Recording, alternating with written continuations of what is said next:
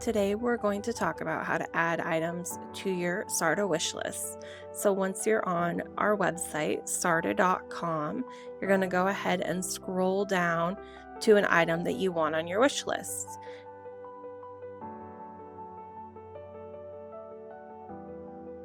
Click on the one that you want. If it's a ring or a bracelet and has different size options, you want to make sure that you select the size that you would want to purchase.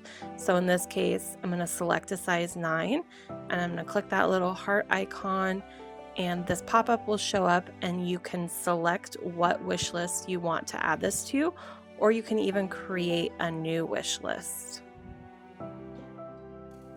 If you do not need to select a size, you can also click the little heart on the main page and select what wish list you want to add that item to. To view your wish list, you'll click the person icon in the top right screen and then wish list. And there you will see all the wish lists you have, view list, and you can look at all the items on that specific list.